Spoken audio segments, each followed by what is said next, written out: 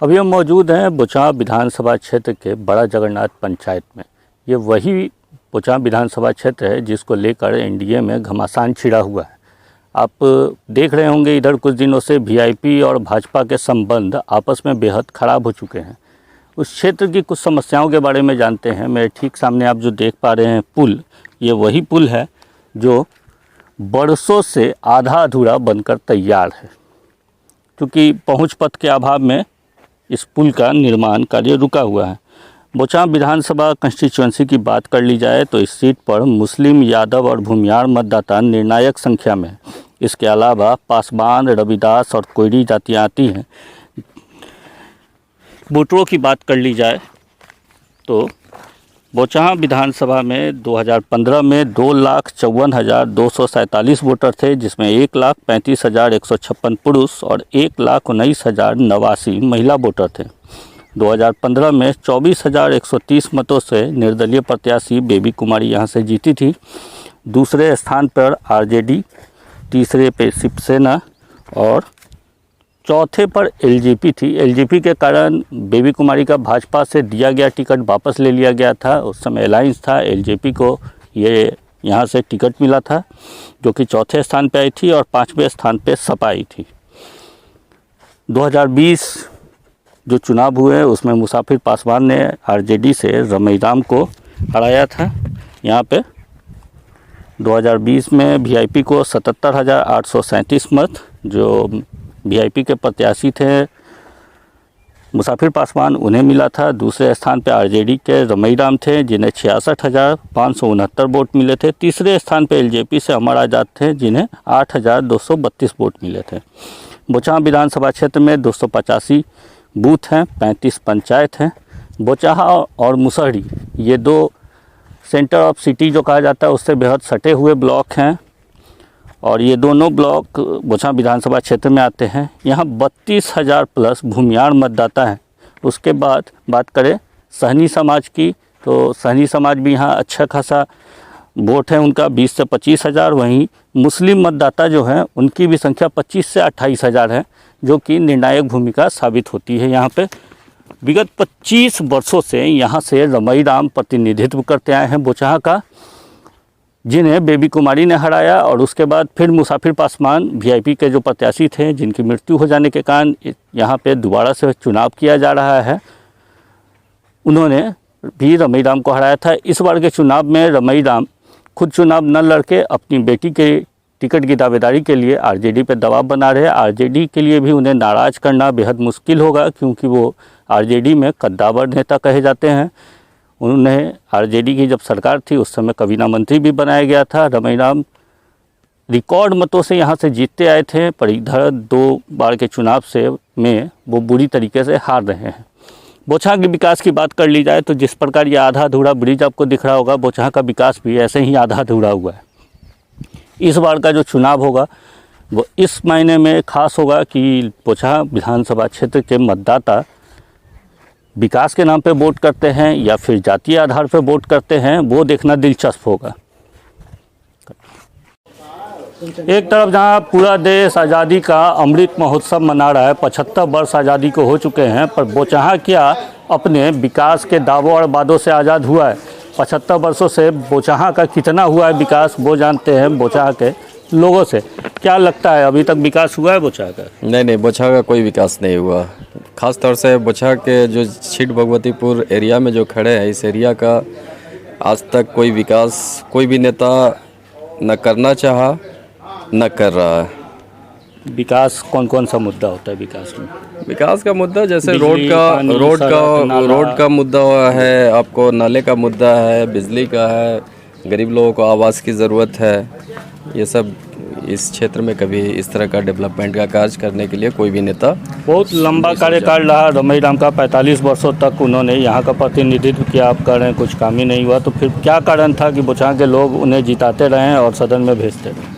बुचां इतना बड़ा विधानसभा क्षेत्र है, अब और सब साइड में क्या उनका रोल है क्षेत्र में, लेकिन हमारे क्षेत्र में जिस जगह पे जिस धरती पे हम खड़े हुए, इस धरती पे तो रमईराम का कभी भी उनका इस क्षेत्र में छिट भगवतीपुर में कभी भी साया नहीं रहा और कभी भी इधर विकास का काम करने के लिए कभी इच्छुक नहीं हुआ। एक बार फिर उनकी बेटी गीता देवी को लेकर वो मैदान में आने वाले हैं, जिसके लिए वो प्रयत्नरत हैं आरजेडी से। तो क्या इस बार आप लोग वोट करेंगे?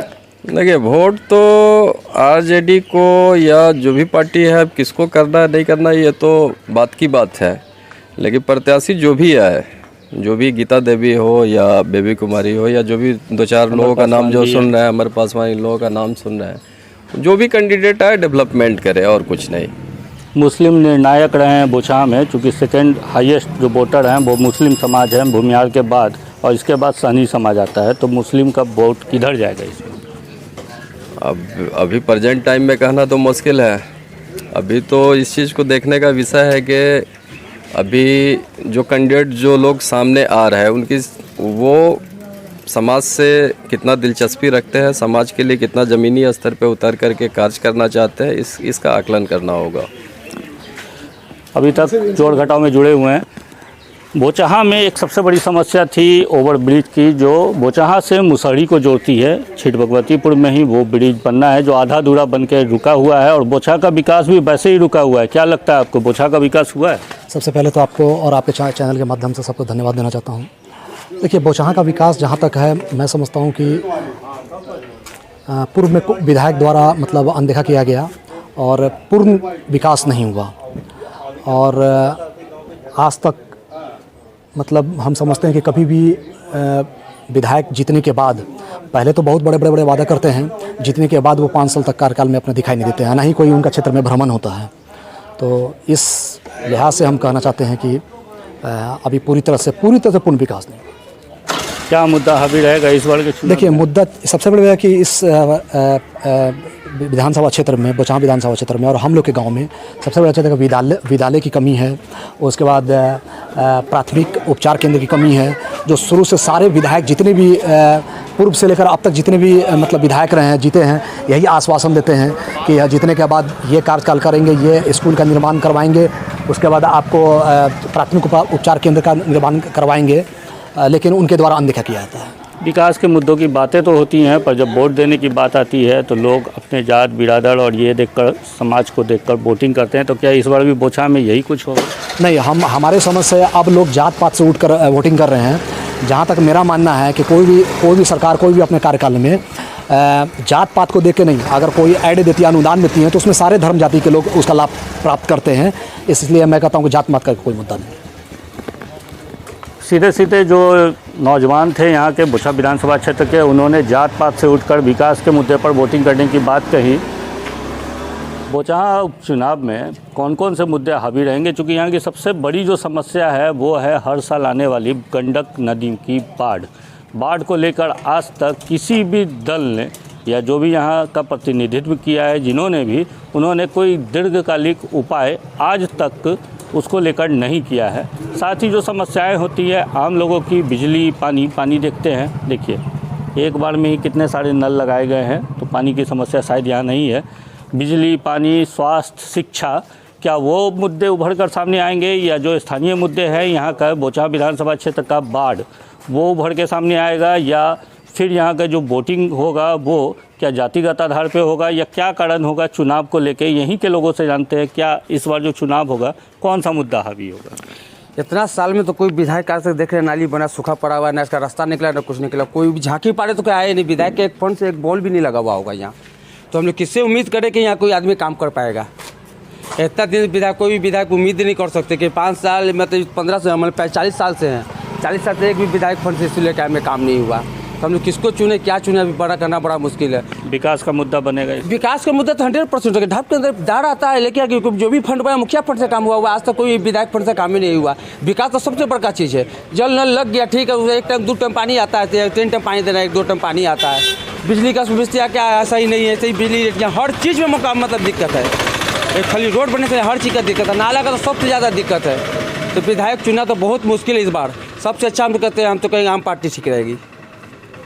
आम आदमी पार्टी, जिसकी अभी पंजाब में सरकार बनी है, प्रत्याशी बिहार में अभी तक उतारने की भी बात नहीं हुई है, पर वहाँ की स्थिति देखकर लोग यहाँ पर, पहला जो हमने सवाल जिस व्यक्ति से किया, उन्होंने आम आदमी पार्टी का नाम लिया। चुनाव जो होगा वहाँ पे इस बार मुद्दे कौन से हावी होंगे? तो हम तो मुद्दे समझ में नहीं आता है कि क्या हम बोले है। देखते हैं महंगाई है, बेकारी है, यहाँ रोड नाला देख रहे हैं, ये सब उमेश शाह की मर्जी से ये सब बनाया है उमेश शाह। जो भी बाढ़ आता है पानी पन्नी या जो भी बांध पर रहता है दह जाता है घर हर तक। साल बाढ़ आता है। हर साल आता है, अभी हर साल आता है। वही एगो शख्स है जो पन्नी उन्नी दे के खाना उना दिवाता है। कभी कोई विधायक नजर कोई नहीं विधायक नहीं आया यहाँ, कोई विधायक नहीं। 45 वर्ष लगभग यहाँ का प्रतिनिधित्व रमईराम की है। 5 साल हाँ। बेबी कुमारी, 5 साल 2 साल बेबी कुमारी तो मुसाफिर स्टाफे नहीं पासवान। है। कोई नहीं। बेबी कुमारी को तो हम चिंते भी नहीं है कि हमारे वो विधायक कैसे हैं, हम तो देखा भी नहीं है अभी। अभी चुनाव है, फिर आएंगे, फिर आएंगे है, सवाल करेंगे। हम सवाल तो करबे करेंगे। जब जीत के जाते हैं तो खाली उधरे रहते हैं कि क्षेत्र भी देखिएगा यहाँ का जनता कौन हाल में रहता है पानी में। महंगाई देख रहे हैं कैसे, 200 रुपये है।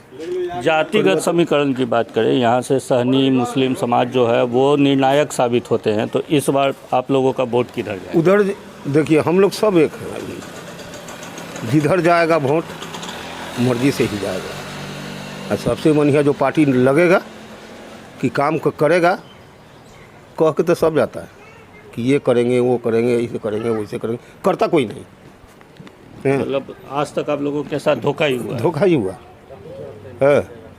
देख लीजिए तो सामने की बात, इस रोड पर जो अभी रोड पर जो खड़े हैं हम लोग, ये सब उमेश शाह मुखिया का देंगे। क्या वो जिस फंड से बनवा और दूसरा कोई देखने वाला नहीं। स्थानीय लोगों का कहना है कि विधायक जो बने आज तक इन लोगों के साथ धोखा ही हुआ है, तो अगले धोखे खाने के लिए भी ये लोग तैयार हैं। चुनाव है, चुनाव में मतदाता को रिझाने के लिए फिर प्रत्याशी आएंगे, पर इस बार मतदाताओं का रुझान होगा किधर, यह भी देखना दिलचस्प है। एनबीटी के लिए मैं संदीप कुमार।